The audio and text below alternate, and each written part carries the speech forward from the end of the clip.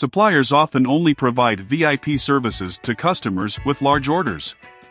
But today this video will tell you that even small orders can get VIP treatment from suppliers as long as you behave properly. The principle is to act like a VIP, but how? First, if it is a company or group that is backed by huge strength and related to the industry, then you only need to throw out your business card. If small business is in its infancy, and even you only have business ideas but not familiar with product, only via these 3 steps, it can also act like a professional procurement and attract the attention of suppliers. Step 1. Avoid asking stupid questions, mainly the questions that have answers on Google. So we need to have a certain understanding of the product, mainly in these aspects: relevant parameters, product structure, product material, and approximate price level. Except through Google to find answer, another option is to ask the supplier. But isn't that contradictory to avoiding asking stupid questions? In fact, this is a professional sourcing method. When people encounters products that they don't know, because there is a lot of information on the internet, it is difficult to distinguish true from false, and even the information will lag or lack details. Almost all products can find a bunch of suppliers, so why don't we find a few suppliers who are short of orders or weaker to consult directly? Even if you act like a rookie in front of these suppliers and bring some bad consequences, but aren't there still many other suppliers to choose from? Therefore, generally such consulted suppliers are also called cannon fodder suppliers. Step 2. Write an email to the candidate supplier. It is said to be an email, but it is actually a text template, which you can send with any communication software.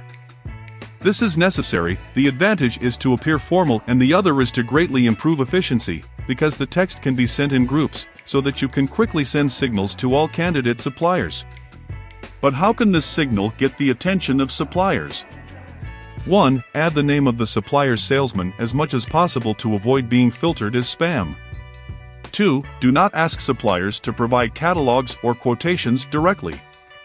Apart from novice salesmen or idle salesmen will quote you an outrageous price, it is more likely that the supplier will not reply at all. If you encounter a reply, you can consider take it as cannon fodder supplier. 3. Before sending an email, read the product list on its website first, to find out whether it meets the requirements, then mention the specific model name and email. By that, supplier can feel that you're serious. 4. Ask questions. If you can't find the information you need in the supplier's webpage, it should be mentioned in the email. If all information is displayed, you also need to ask knowingly, pick a few important parameters and ask the supplier to what extent it can be achieved. This can show that I have really looked at the product seriously, rather than sending random emails. Here giving an example.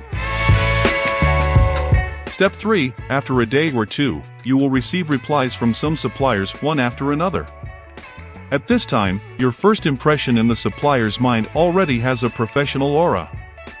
For some suppliers who have not responded but you are very interested in, you can take a phone call. A professional first call should behave like this. 1. Contact analysis. Before contacting a supplier, you must first know what kind of position the person you are calling is. Is it a high-level executive with decision-making power, an engineer, or a business salesperson? Usually, among suppliers, there are few opportunities to have an encyclopedia-like people, so different issues need to be communicated to people in different positions. 2. Simple phone script. Keep your goals for the initial call simple and clear. Introduce who you are.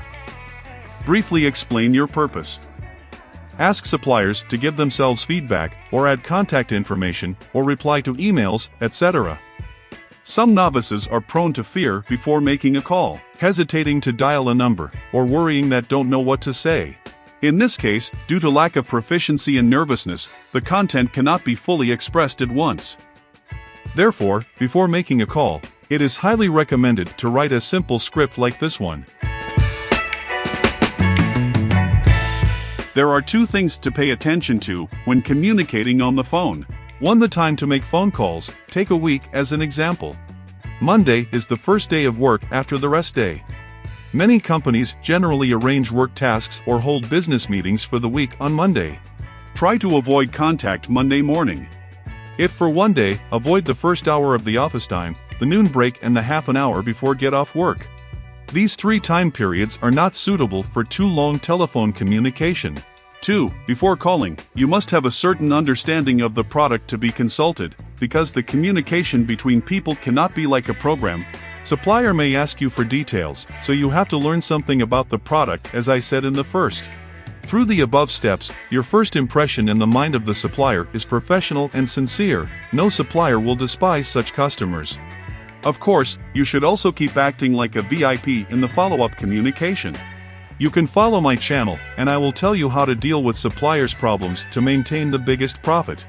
If you have any questions about communicating and negotiating with suppliers, please let me know in the comment area.